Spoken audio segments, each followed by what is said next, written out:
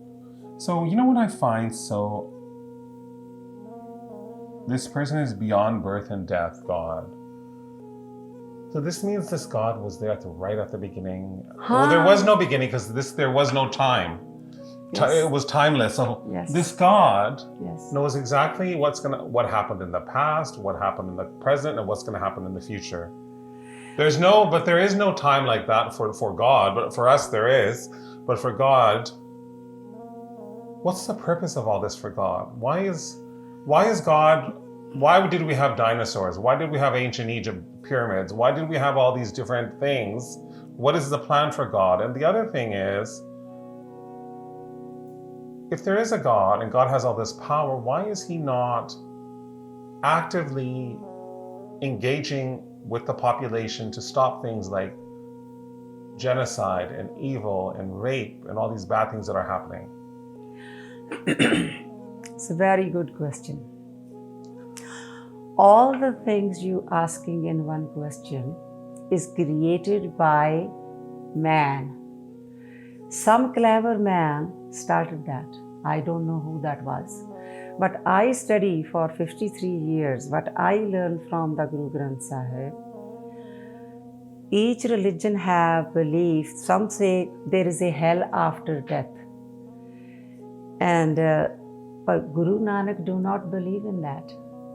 If you're doing good deeds, if you are a king gamer, all your public is happy, you provided everybody's needs, they working hard for you to earn and make money, and the tax comes to the king or whoever, they spreading the money right way, honest way, with justice, and that is a heaven on earth. And if people are raping or killing each other, and they trying to say, my dad is better than your dad, like elementary school children in the nursery school, my dad can fly the plane, my dad can do this and that. And the mature people are fighting for one religion to the other, do not make any sense to me. On the other hand, when people say, why the fight, why the war, why this? What I understood is from my Sri Guru Granth Sahib Ji, that has nothing to do with the spirituality and religion.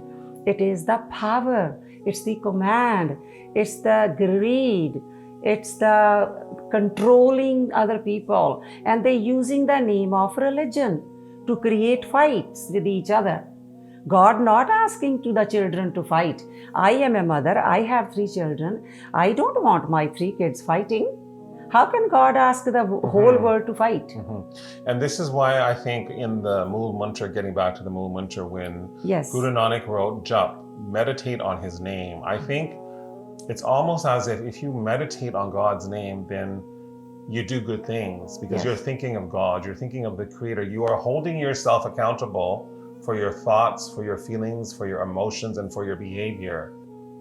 If you start to put negative thoughts into your mind, you will start to have negative feelings and emotions, and you will start to do negative things. But this is why I think it's very clever that Guru Nanak put meditation in the opening verse of the Guru Granth Sahib, because I really do believe what you think, feel, and do is all related to meditation. Yes. The other thing is, Imer, I am talking, but I learn through me to reading and try to understand and then practicing on me. This is how I learn in my life. Too many bad things happen in my life. I may never talk about that, you may not know, and I don't want you to be shocked, but I want to say now. I was a teenager, somebody very high power person assaulted me. And I was hurt, and I was in college, fresh in college, 15, 16 years old. And I could not figure it out what it is. I could not concentrate on study. I come back to my grandfather. I didn't tell anybody, but that stayed with me. And that, like for my progress, that really, really interrupted me. Number 1. Number 2, when I got married, I was not properly respected the way I read through the Guru Granth Sahib, or I was raised by my grandparents and my mother. My father was in England. And then nobody treated me like that. And then my children with me, and why I decided to leave, that my husband pick up my Guru Granth Sahib, and he's holding like this. He said, I'm going to throw this in the garbage. You always looking for an excuse to sit and read. Either somebody die or somebody born, somebody happy for marriage, somebody crying for marriage. You always find something to stand front of the Guru Granth Sahib Ji and pray for that. And he was very angry at me. I put the hands underneath. I said, please give it to me. I will take back where I brought it. And it's not bothering you. I will not bother you. I'll make up my own mind. I will raise the kids and everything, but I need to. But don't forget, you are a father and you create these children. You have some responsibility financially to support us. So I talked to my brothers. I told the story. My grandfather was so proud of me. He said, Jaspal, I am so proud of you. You are my bringing up. My bringing up come back. It's not you. And I am proud. Any Sikh see that action, they will take maybe the swords out and kill each other with fighting with anger. But you are a wise girl. You brought your children safe to us. Now Guru Nanak will do everything for you. Don't worry about that at all. Without English, without my help, without my house, without that job, without the money in the bank, how can I survive 45 years here as a single mom? I believe on my back, that was the pat every morning, pat on the night before I sleep. Jaspal, do not worry. I am with you. Yeah. You know, I'm going to share a story. We had our 15th anniversary of my charity that I founded. It's a human rights charity a few days ago. We had a 50-50 draw. The winner got $855. We called this name. He was a Mexican guy. He was an immigrant from Mexico, a Latino guy. He came up, he said, I won the ticket. I said, we don't have $855 because everyone used their credit card. Can we transfer you an email transfer? He said, I just arrived here. I spent my last $5 on buying a 50-50 ticket. I don't have a bank account. I don't know how to use Western Union. I have no other way of getting the money. So my team got together. We collected all the cash that we could. We had $855. We gave him the money. That was all the money he had. And he sat at his table. So this is what I feel when you say God is with you all the time. God was blessing that person, and God was blessing our event and our charity and our celebration. And when I heard that story from the people who brought him there, I was like, God never leaves you. No. God never leaves you. God is with you all the time. All the time. All the time. I must mention that, including me, I bought the ticket too. And Eric take home, I think that in the pocket. We forgot to put it there. And 7 of us, we were talking to each other. Everybody say the same word. They say, if I won, I decided to donate to Share Vancouver back. That's what they say. I said, you people thought the same way. And I consider, even though we did not win, we did not give, but I feel the pleasure that we already donate Share Vancouver. Yeah, it was wonderful. So yes. My last question that I'm going to ask you, Mom, about this is, I don't think people should blame God or the Creator for the evil that exists. God is good, God is great. If one child grows up to do evil and his brother or his sister grow up to do good, is it the fault of the parents who raised them equally? No, not parents' fault. The problem is sometimes the circumstances like that, out of control, the person cannot deeply think about that to make a good decision. Sometimes because of the anger, sometimes because of the greed, sometimes because of they initially hate themselves and they do not know do anything better. So the problem is that everybody knows, the scientists already proved it, why the storm and why the earthquakes and why this environment is, they're calling all the global changes coming up. This is not God doing. It's man doing. Yeah. The other thing, just my last comment is, I really feel that every human being has the potential to do good and evil. If you feed the good, then the good will come out and it'll be a part of your personality. If you feed the evil, then the evil will come out and it will become part of your personality. You have choices in your life. You can make decisions in your life. So people need to take accountability for their behavior. Then my last comment is, thank you all, everyone. That's the end of this episode with Grandma J. Thank you all for watching. And do you have any final comments, Grandma J? I'm so proud of you, son, because when I was pregnant for 3 children, 3 years in a row, I done the Saj part from A to Z, everything.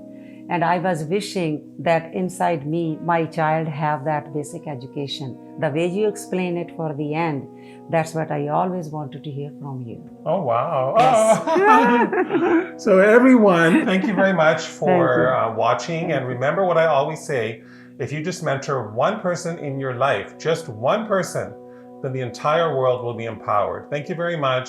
Bye-bye. Until next time.